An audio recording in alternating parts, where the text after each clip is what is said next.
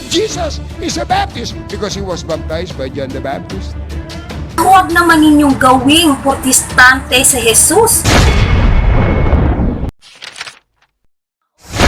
Og dinhi ning atong tulumanon, inyong masayran ang kamaturan ug unsa gayud ang tinuod nga panudlo sa atong simbahan.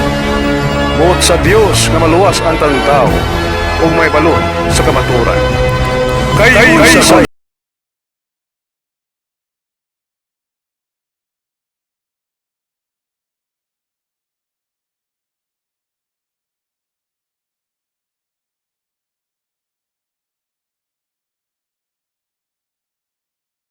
Like, comment, and share. Kung may mga katanungan kayo, mag-message lang at sasagutin niya ng ating programa kay Usabay Kamaturan. Kini inyong alagad, si Brother Edgar Logan. Si Sister Elaine,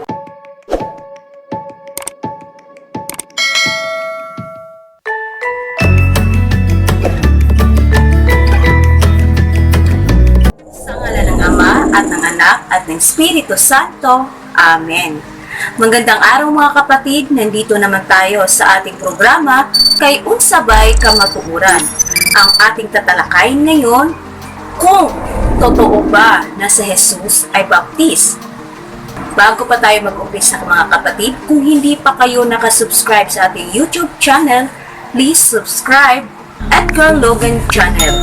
Like, comment, and share.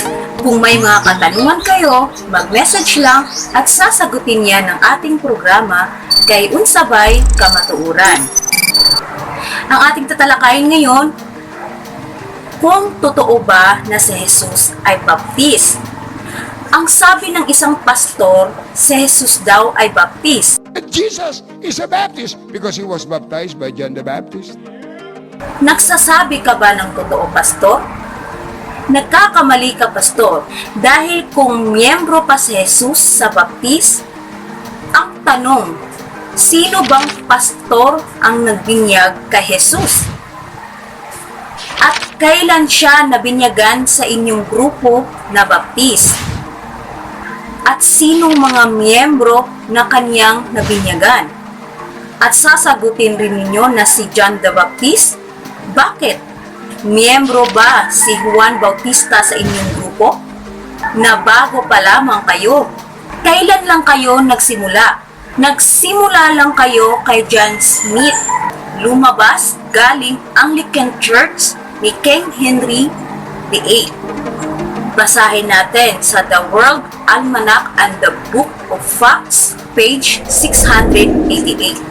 In Radical Reformation, Objection to Infant Baptism, Demands for Church and the State Separation, John Smith, English Separatist in 1609, Roger Williams, 1638, Providence. Ibig sabihin, ang baptist ay itinayo lamang ng tao, kaya hindi ito dapat pasakupan kung ang tao ay gustong maligtas at makapasok sa kaharian sa langit. Dahil ang sekta o grupo na itinayo lamang ng tao ay hindi makapagligtas, mababasa natin sa Awit chapter 127, verse 1. Malibang itayo ng Panginoon ang bahay, walang kabuluhang nagsisigawa ang nagtatayo. Malibang ingatan ng Panginoon ang bayan, walang kabuluhang gumigising ang bantay. Para sa inyong kaalaman mga kapatid, wala pang baptist noong taong 1607, paatras tayo sa 33 AD. Dahil ang bininyagan simula noong 33 AD hanggang 2023 AD hanggang ngayon ay sakop ng simbahang Katoliko na itinayo ni Jesus. Ayon pa sa The New Book of Knowledge, Volume 16, page 281. Roman Catholic Church. The history of the Roman Catholic Church began in an upper room in Jerusalem. Almost 2,000 years ago, about 120 persons were gathered there. They were followers of Jesus Christ, and they were awaiting the coming of the Holy Spirit. He had promised to send them from heaven. The day on which the Holy Spirit came down is considered the birthday of the Church. The Church may be described as the society that Jesus founded. So ayon sa ating nabasa, si Jesus Christ talaga ang founder sa Roman Catholic Church. Mababasa rin natin sa Young Student Encyclopedia, Volume 17, page 2024. Roman Catholic Church. For the first 1,000 years after the death of Jesus Christ, all Christians were members of one religion, Christianity. There were no separate sects or branches of Christianity as there are today. The word Catholic means universal, and for those first 1,000 years, all Christians were members of the Catholic Church. Sa maikling salita mga kapatid, si Jesus ay hindi baptis dahil ang baptis ay isang sektang protestante. At huwag naman ninyong gawing protestante si Jesus. Maawa naman kayo. At sasabihin pa ni pastor na ang baptis ay hindi religion. Pero baptist is not religion scripturally. Hindi ang religion. Oo, tama. Hindi nga religion ang baptis dahil isa lamang kayong grupo na humiwalay sa simbahang Katoliko. Galing lang kay Martin Luther. Kung hindi pa humiwalay si Martin Luther sa simbahang Katoliko, wala sana kayo ngayon. At ayon pa sa dictionary, ang ibig sabihin ng Baptist denomination ay ibig sabihin group of Baptist congregation. Halimbawa, Lutherans, Calvinists, Methodists, Agnostics, at iba pa. Ang Baptist ayon sa dictionary, a member of a Protestant Christian denomination, advocating baptism only of adult beliefs by total immersion.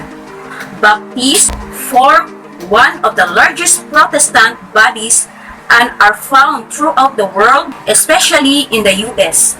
So dapat lang iwanan ninyo ang grupo na hindi religion dahil ang mangyayari niyan, ang mga miyembro ay wala ring religion. Dapat mayroon tayong religion, sistema ng pananampalataya sa Diyos. Uulitin ko, kung ang grupo mo ay hindi religion, wala ka ring magandang relasyon sa ating Panginoong Hesukristo. Sa panghuli kong sasabihin, huwag ninyong sabihin si Jesus ang founder ng inyong grupo o miyembro dahil ginagawa niyong protestante si Jesus o sumasalungat sa katotohanan. Yun lang po lahat mga kapatid at sana marami kayong natutunan at huwag kalimutang mag-subscribe Edgar Logan Channel. Ito ang inyong lingkod, Sister Elaine. God bless us. Sa ngalan ng Ama at ng Anak at ng Espiritu Santo. Amen. Ug inyo nang nabati ang mga kamatuoran dinhi ning atong tulumanon. Kay sabay kamatuoran. Ako lang hinaot nga daghang kamog nakatunan. Daghang salamat.